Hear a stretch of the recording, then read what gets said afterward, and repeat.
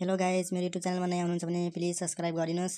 म तपाईहरुलाई AI animation video बनाउन गइरहेको छु। अटो ड्राफ्ट एआई लेख्छौँ। अटो ड्राफ्ट एआई लेखेर त्यसमा सर्च गर्नुहोस्। सर्च गरेर त्यो भित्र जानुपर्छ। इन्टरफेस त्यो भित्र गएर खुल्छ अनि त्यसमा क्रिएट एनिमेसन हुन्छ। त्यो क्रिएट एनिमेसनको टच गरेर भित्र जानुहोस्।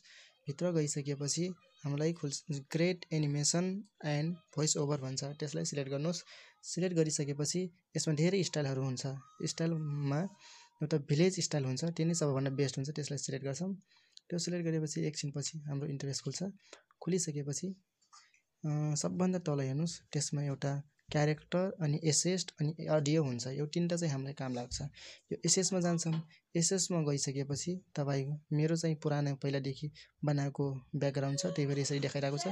छैन भनेपछि सबभन्दा तल अपलोड भनेर छ, त्यो अपलोड बटनमा सिलेक्ट गर्नुहोस्।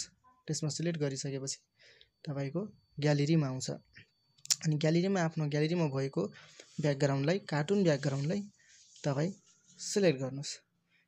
ब्याकग्राउन्ड सिलेक्ट गरिसकेपछि जुनसुकै एउटा चुज गरेर ब्याकग्राउन्ड तपाईँ सिलेक्ट गर्नुहोस्। सिलेक्ट गरिसकेपछि यस्तो आउँछ। त्यो ब्याकग्राउन्ड आइसक्यो। अब हामी यो ब्याकग्राउन्डमा क्यारेक्टर चाहिन्छ, बढाउनुपर्छ। यसलाई बढाएर अलिकति बढाएर अनि तल हेर्नुहोस् क्यारेक्टरमा सिलेक्ट गर्नुहोस्। सिलेक्ट गरेर जुनसुकै एउटा क्यारेक्टर लिन सक्नुहुन्छ। हाम्रो स्टोरी अनुसार हाम्रो एउटा ओल्ड म्यान छ, त्यही भएर ओल्ड म्यान लिन्छौँ। त्यही भएर ओल्ड म्यानको क्यारेक्टरलाई सिलेक्ट गर्छौँ। अनि सिलेक्ट गरेपछि हामीलाई एउटा त्यो क्यारेक्टरको एक्टिभिटी आउँछ।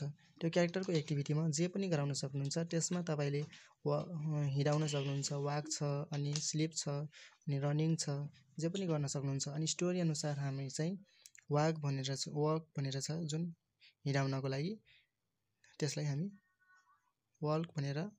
वाकलाई हामी सिलेक्ट गर्छौँ।